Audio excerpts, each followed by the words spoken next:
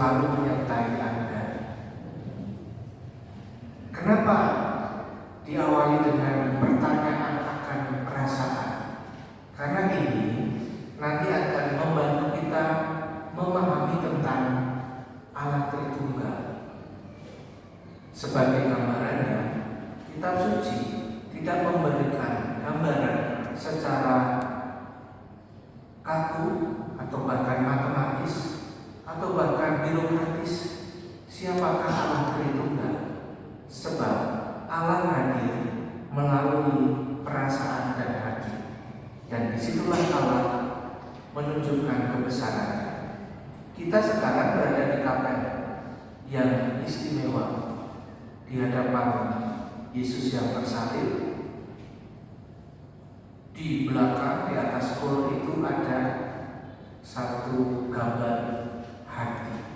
Nah, nanti bisa dilihat. Ini istimewa. Biasanya kan gambar macam-macam, tetapi yang ada di sini sesuai dengan namanya. Di sini kapelnya namanya apa? Ya, namanya Verones, tetapi kapel Hati Kudus Yesus. ya, Hati Kudus Yesus. Hati Kudus Yesus. Ya. Kalau nama dalam bahasa Latinnya apa?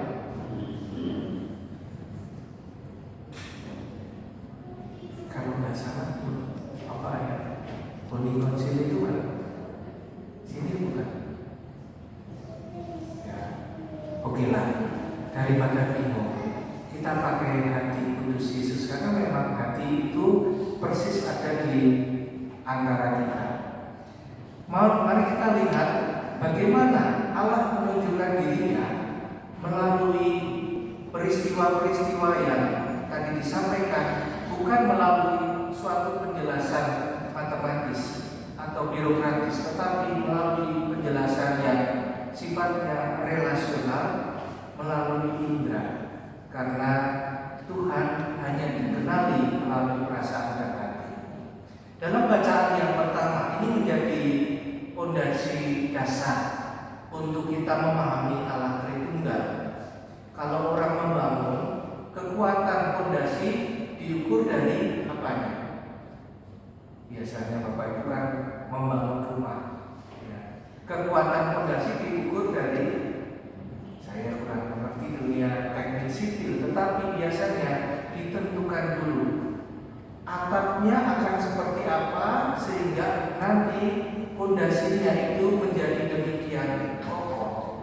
Sebab kalau tidak memperhitungkan fondasinya, nanti diberi atap yang begitu besar, tidak kuat dan roboh. Ya, lebih baik membangun fondasi yang sangat kuat sehingga apapun nanti atapnya, ketika dibangun pasti bisa menopangnya. Dan gambaran tentang Musa serta panggilannya itu adalah gambaran tentang bagaimana Allah menampilkan dirinya, mengenalkan dirinya. Kata yang sangat bagus untuk menggambarkan Allah dengan rencana besarnya adalah Allah itu adalah Tuhan adalah yang penyayang dan pengasih. Ini adalah fondasinya. Maka segala sesuatu harus dilihat dari sini. Allah adalah pengasih dan penyayang. Kalau dalam bahasa asli, kata pengasih dan penyayang itu merujuk pada kata rahim. Rahim itu adalah rahim. Jadi gambaran Allah adalah gambaran seperti ibu yang memiliki rahim. Di sana ada apa? Rahim itu sifatnya apa? Sifatnya adalah melindungi. Rahim itu melindungi, memberi rasa aman. Orang yang ada di dalam rahim, bayi yang ada di dalam rahim diberi rasa aman. Ya, Anda barangkali lebih mengerti tentang hal ini. Tetapi gambaran teologis tentang Allah adalah seperti itu, yang memberikan perlindungan, memberikan pengayuman, yang memberi rasa aman, dan juga Allah yang memberikan nutrisi sehingga orang tidak menjadi khawatir. Setiap persoalan Allah hadir dan memberikan bantuan bagi mereka yang mau dibantu. Maka Allah senantiasa siap memberikan dirinya seperti seorang ibu yang memiliki rahim. Maka terima kasih para ibu karena kehadiran Anda membantu kami untuk memahami tentang Allah. Tentu Allah jauh lebih besar dari apa yang bisa kita pahami, tetapi gambarannya menjadi demikian jelas. Allah berjuang atau bahkan Dia merelakan dirinya menderita untuk kelahiran seorang anak, dan itu adalah hebatnya ibu. Jadi para dokter, bapak sudah berterima kasih kepada ibunya atau belum, atau kepada pasangannya.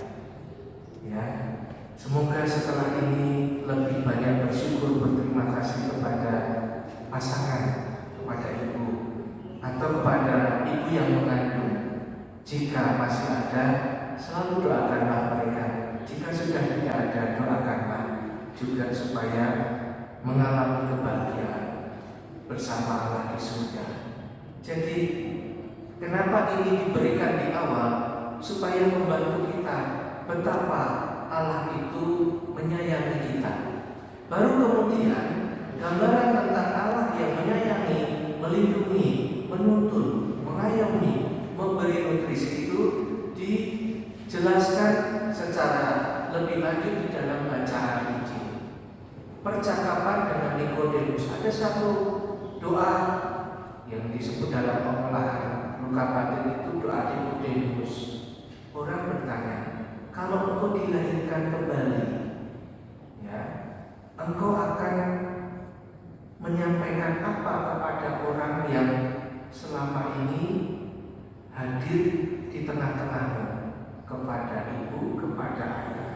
Ya. Kamu mau kalau dilahirkan kembali, ya. Konteksnya seperti itu. Kita mungkin adalah orang-orang yang dalam perjalanan pasti tidak sempurna. Saya termasuk orang di dalamnya tidak sempurna. Dalam perjalanan itu, hidup kita diberi banyak hal, dan kita bukan saja orang yang merasa terluka, tetapi kita juga orang yang seringkali melukai orang-orang yang ada di sekitar kita. Ya, pernahkah kita menyadari hal itu? Kita melukai dengan sikap, dengan kata-kata, tindakan kita, orang rumah kita. Maka disitulah doa Nikodemus itu ada. Dalam konteks seperti itu, maka Yesus menjelaskan tentang kehadiran Allah Bapa dan Allah Putra secara implisit Allah Kudus. Dalam percakapannya dengan Nikodemus itu, Yesus mengatakan, begitu besar kasih Allah pada dunia ini sehingga Dia telah mengaruniakan putranya yang tunggal.